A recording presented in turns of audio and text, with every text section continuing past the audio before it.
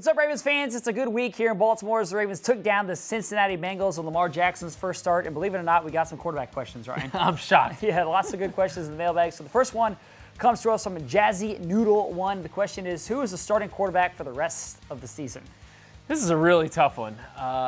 Obviously, it's going to depend on Joe's health. How long is he going to be out? But the question is assuming once Joe is healthy, who do you start? And I got to say, I'm leaning towards Lamar Jackson right now. And the reason for that is I think that he sparked this offense. I think it was a little bit lackluster when Joe was in there for the past several games. Started hot, but I think once teams adjusted, that the Ravens offense was really kind of stagnant. I mean, it hadn't found a run game all year long, and I didn't really see any reasons why that would change with Joe under center.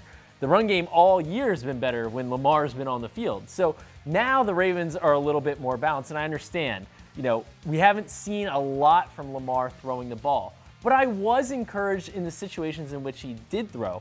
3rd and 17, finds Willie Snead over the middle, rolls out, finds Mark Andrews for a huge 19-yard game. And some of those critical plays in Sunday's games for Lamar Jackson were throwing the ball. Yeah. So I do think that he can build off that. And I think that the Ravens players, his teammates, I just got the sense that they were a little excited to see what Lamar could do, and there's no doubt that he energized the offense. All right, so as we're talking about potentially a new starting quarterback, that's also moved to running back. This question is from Patrick Nicholas, and the question is, did Gus Edwards just solidify himself as the #1 running back for the rest of the season? Well, he also topped 100 rushing yards just like Lamar Jackson.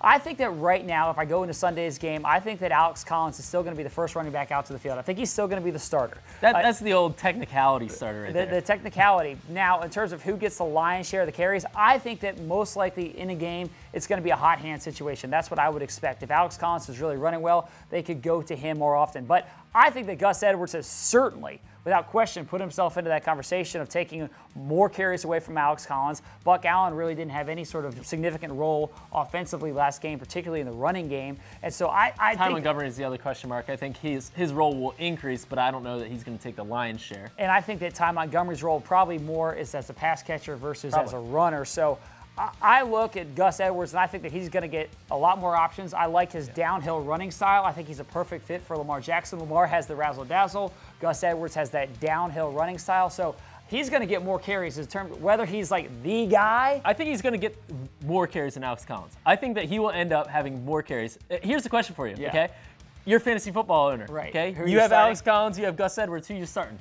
Great question. I'd probably say right now, going into Sunday, I would go with Alex Collins. Okay. He has been good on touch. He's been good in the red zone. He's getting a lot of touchdowns. He had one on Sunday, so I still lean towards him right now. All right, so with that said, let's keep the questions rolling. The last one today is from Chase Owens, 96. And the question, there's no way we can play another game this year where John Brown gets one target, right?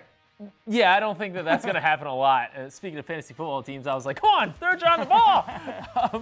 But yeah, I was a little bit surprised that the Ravens didn't take more deep shots to John, because I think that it's one of Lamar's best throws at this point is that deep sideline route. I saw that a lot this summer, and I think he has good touch on that ball, gives his receivers a chance to make a play. Obviously, it's John's best route.